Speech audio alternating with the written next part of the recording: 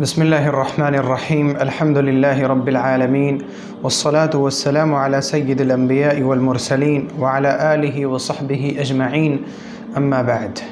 اللہ رب العزت نے ایمان والوں کو حکم فرمایا قو انفسکم، اپنے آپ کو بچاؤ، واہلیکم، اور اپنے گھر والوں کو بچاؤ، نارا، جہنم کی آگ سے۔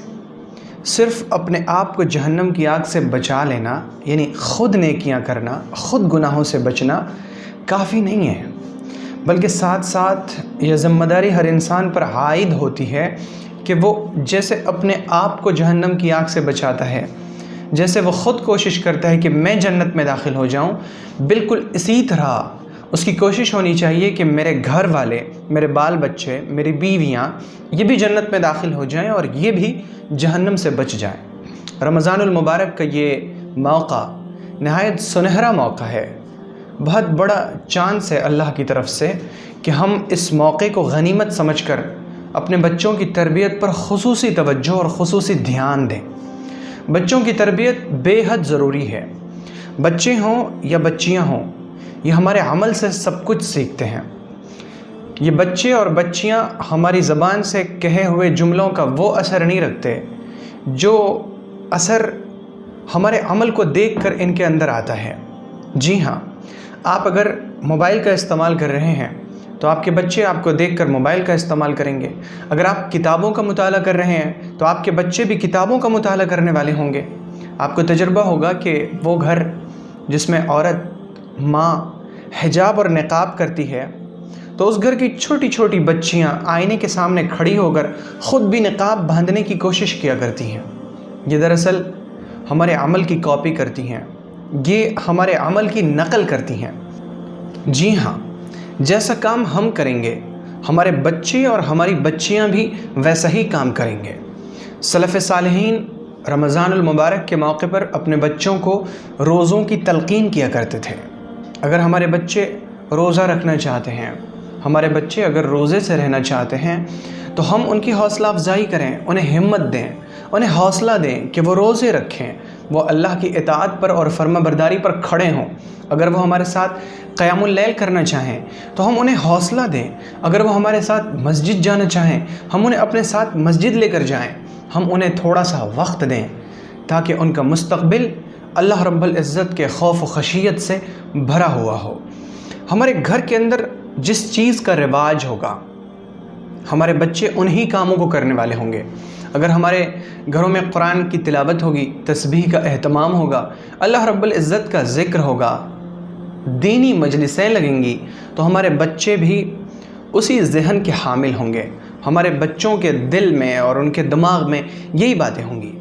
لیکن اگر ہم نے اپنے گھروں میں گانے بجانے کے آلات کو اور آلات لہو و لعب کو، کھیل کود کی چیزوں کو گھر میں داخل کیا تو ہمارے بچے ان چیزوں میں مشغول ہوں گے۔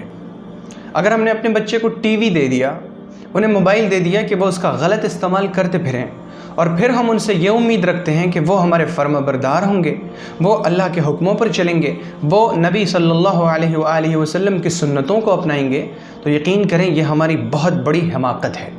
کیا ایسا ممکن ہے کہ ہم اپنے کھیت میں جو بوئیں اور امید یہ رکھیں کہ اس میں گیہوں کے دانے نکل آئیں؟ کیا ایسا ممکن ہے کہ ہم اپنے کھیت میں چنے کے دانے بوئیں اور پھر یہ امید رکھیں کہ اس میں سے چاول کے دانے نکل آئیں؟ جیسے یہ ممکن نہیں، ویسے یہ بھی ممکن نہیں کہ ہم اپنے بچوں کی تربیت نہ کریں اور ان سے پھر اچھائی کی اور خیر کی امید رکھیں۔ اسی وجہ سے لازم ہے کہ ہم اپنے بچوں کی تربیت پر دھیان دیں، اور بچوں کی تربیت کے تعلق سے کچھ اصول پیش نظر رہنا چاہیے۔ سب سے پہلا اصول تو یہ ہوا کہ بچے ہمارے عمل کی نقل کرتے ہیں، ہمارا جیسا عمل ہوگا ہمارے بچے ویسا ہی عمل کریں گے۔ اور دوسری چیز یہ کہ ہم اپنے بچوں کو وقتاً فوقتاً تھوڑے تھوڑے وقفے سے اچھے اعمال کی رغبت دلاتے رہیں، انہیں نیکیوں کا حکم کرتے رہیں، انہیں برائیوں سے روکتے رہیں۔ یعنی امر بالمعروف اور نہی عن المنکر کا جو فریضہ اللہ نے ہمارے سر پر، ہمارے کاندھے پر ڈالا ہے، سب سے پہلا ہمارا جو کام ہو، ہماری جو ذمہ داری ہو کہ وہ ہم اپنے گھر والوں کو سمجھائیں، اپنے بال بچوں کو، اپنی بیویوں کو نیکیوں کی ترغیب اور برائیوں سے روکنا۔ اس کے بعد ہماری کوشش ہو کہ ہمارے بچے بچپن میں ہی قرآن پاک کو تجوید کے ساتھ پڑھنا سیکھ جائیں، کیونکہ بچپن کا جو دور ہوتا ہے یہ بڑا سنہرا دور ہوتا ہے۔ بچپن میں سیکھی ہوئی چیزیں عموماً بھولی نہیں جاتی، بچپن میں سیکھی ہوئی چیزیں ہمیشہ یاد رہتی ہیں۔ تو اگر بچے کو بچپن میں ہی قرآن پاک تجوید کے ساتھ سکھا دیا جائے تو یہ ان پر بہت بڑا احسان ہوگا، پوری زندگی وہ قرآن پاک کو تجوید کے ساتھ پڑھنے والے ہوں گے۔ اگر ہم خود پڑھا سکتے ہیں تو یہ اللہ کا بہت بڑا فضل ہے، اور اگر ہم خود نہیں پڑھا سکتے تو ہم کسی پڑھانے والے کا انتظام کر کے اپنے بچوں کو قرآن پاک تجوید کے ساتھ پڑھنا سکھا دیں، یہ ان کے لیے بہت بڑی چیز ہوگی۔ تیسری چیز یہ کہ ہم بچوں کی صحبت دیکھتے رہا کریں کہ ہمارا بچہ کن بچوں کے ساتھ رہتا ہے۔ اگر ہمارا بچہ اچھے بچوں کے ساتھ رہتا ہے، جن کے اندر اسلامی تربیت ہے، جن کے اندر صحیح عقیدہ ہے، جن کی گفتگو اچھی ہے، جن کی زبان اچھی ہے، تو پھر فکر کی کوئی ضرورت نہیں۔ لیکن اگر ہمارا بچہ غلط بچوں کے ساتھ رہنے لگا، ایسے بچوں کے ساتھ جن میں تربیت کی کمی ہے، ایسے بچوں کے ساتھ جن کی زبان گندی ہے، ایسے بچوں کے ساتھ جن کے اخلاق برے ہیں، تو پھر ہمیں ہوشیار ہونے کی ضرورت ہے، اور ہمیں اپنے بچوں کو احتیاط میں لانے کی ضرورت ہے کہ ہم انہیں ان بچوں سے دور کر دیں جن سے وہ غلط چیزیں سیکھ رہے ہیں، کیونکہ بچے اپنے استاد سے اور اپنے ماں باپ سے زندگی کی اکثر چیزیں سیکھ کر حاصل نہیں کر پاتے۔ زندگی کی اکثر چیزیں بچے اپنے دوستوں سے اور ساتھ رہنے والے ساتھیوں سے حاصل کرتے ہیں، اس لیے ہمیں دیکھتے رہنا چاہیے کہ ہمارے بچے کن بچوں کے ساتھ رہ رہے ہیں۔ چوتھی چیز یہ کہ ہمارے بچوں میں اعلیٰ اخلاق ہوں، وہ اعلیٰ کام کرنے والے ہوں۔ پیغمبر صلی اللہ علیہ وآلہ وسلم نے صحیح حدیث میں فرمایا، ان اللہ یحب معالی الامور ویکرہ سفاسفہا۔ اللہ رب العزت بلند کاموں کو پسند کرتا ہے، بلند کاموں کو، اچھے کاموں کو پسند کرتا ہے، اور گھٹیا کاموں کو ناپسند کرتا ہے۔ اگر ہمارا بچہ کسی طرح کے کسی گھٹیا کام میں ملوث ہے تو ہم اسے روکیں، کبھی تو پیار سے، محبت سے سمجھائیں، شفقت کے ساتھ، اور ممکن ہو تو کبھی کبھی انہیں ڈانٹیں بھی تاکہ اس کا اثر ہو اور وہ برے کاموں سے بچیں، گھٹیا کاموں سے بچیں، اعلیٰ اخلاق، اعلیٰ کردار اور اعلیٰ کام والے بنیں۔ یہ بچوں کی تربیت کے تعلق سے چند اہم چیزیں ہیں۔ ان چیزوں کو پیش نظر رکھ کر رمضان المبارک کے اس موقع کو ہمیں غنیمت سمجھنا چاہیے کہ ہم اپنے بچوں کی تربیت پر دھیان دیں، اور بچوں کی تربیت کے تعلق سے سب سے کلیدی چیز یہ ہے کہ ہم بچوں کے لیے اور اپنی بیویوں کے لیے دعا کرتے رہا کریں، اللہ تعالیٰ سے مانگتے رہا کریں۔ اور اللہ تعالیٰ نے قرآن پاک میں اس تعلق سے جو دعا سکھائی ہے وہ بڑی پیاری دعا ہے، ربنا هب لنا من ازواجنا وذرياتنا قرة اعین وجعلنا للمتقین اماما۔ ربنا هب لنا من ازواجنا وذرياتنا قرة اعین وجعلنا للمتقین اماما۔ اے ہمارے رب، ہمیں ہماری بیویوں اور ہمارے بال بچوں سے آنکھوں کی ٹھنڈک عطا فرما، اور ہمیں تقوی والوں کا امام بنا، متقین کا امام بنا۔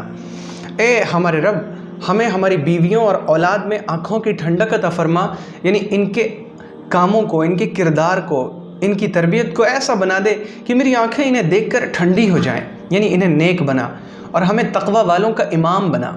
یہ عنوان ہے اس چیز کا کہ ان کو تقوی والا بنا، کیونکہ میں اپنے گھر کا ذمہ دار ہوں، میں ان کا امام ہوں، میں ان کا پیشوا ہوں، میں ان کا سربراہ ہوں، میں ان کا سردار ہوں۔